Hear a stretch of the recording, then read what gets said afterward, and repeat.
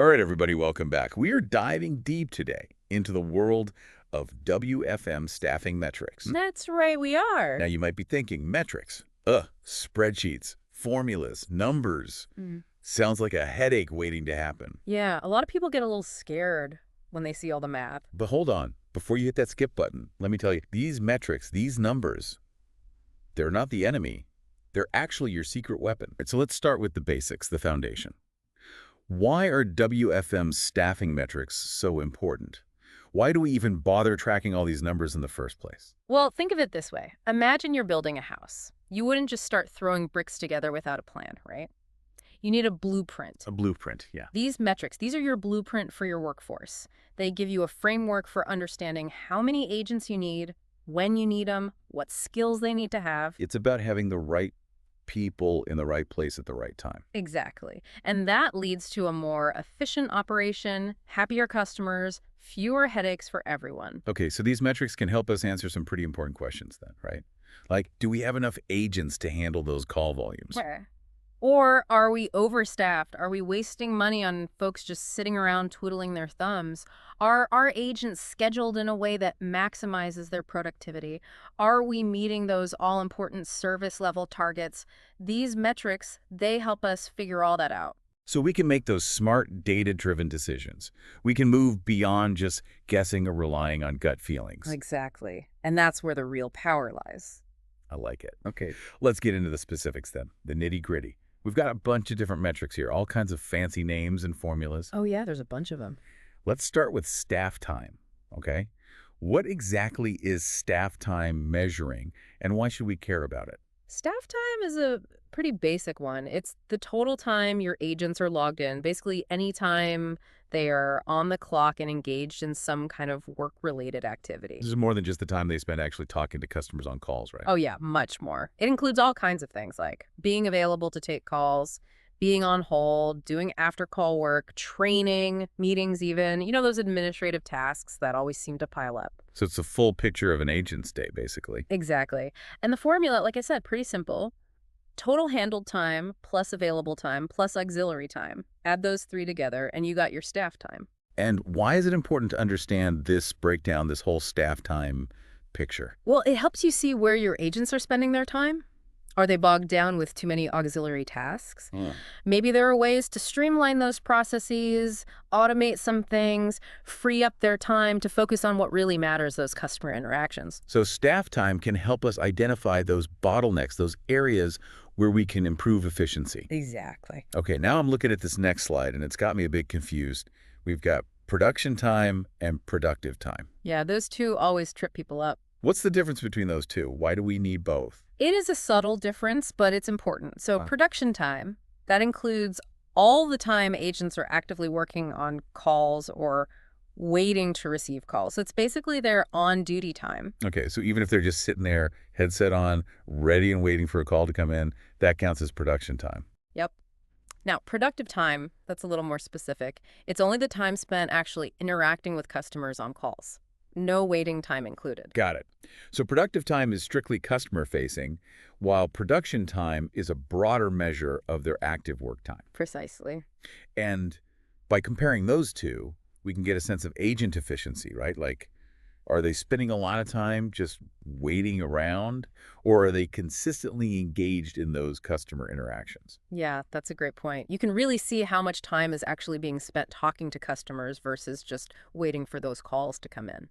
And if there's a big discrepancy there, well, maybe you need to look at your staffing levels or your call routing or something like that. Make some adjustments, yeah. Exactly.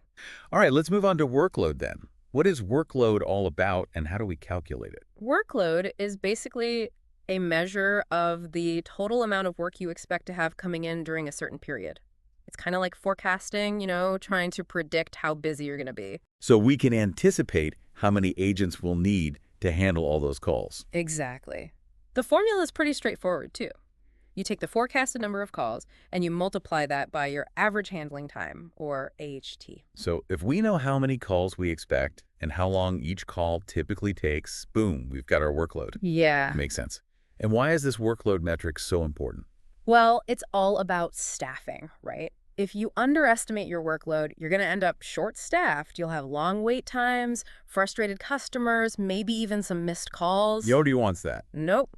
And on the flip side, if you overestimate your workload, you could end up with too many agents just sitting around, which means you're wasting money. So workload helps us find that sweet spot. Exactly. It's about making sure you have just the right number of agents to handle the volume without overspending or leaving your customers hanging. Okay, so we've got our workload figured out, and now we need to translate that into actual staffing needs. Yeah. Right? That's where net headcount comes in. Right.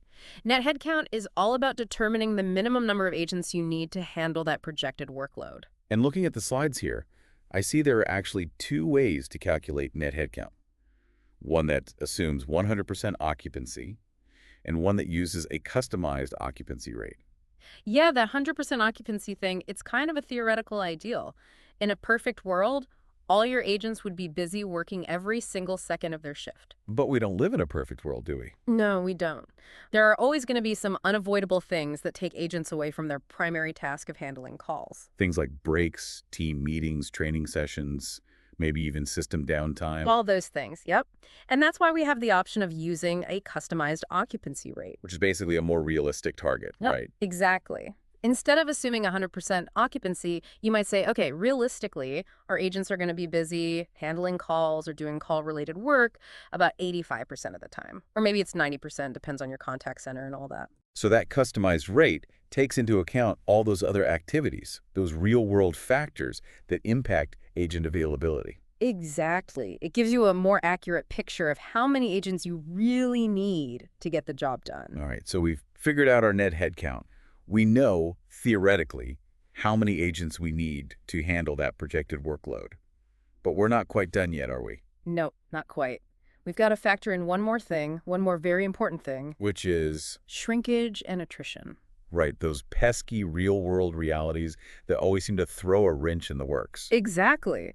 And that's where gross headcount comes into play. Okay, so remind me, what exactly is shrinkage? Shrinkage is any unplanned reduction in agent availability. So if someone calls in sick, Yep. has a family emergency, Yep, that's shrinkage. Or if there's a system outage, a power cut, anything like that, that all falls under shrinkage. okay, and attrition, that's basically employee turnover. Right. When agents leave the company for whatever reason, that's attrition.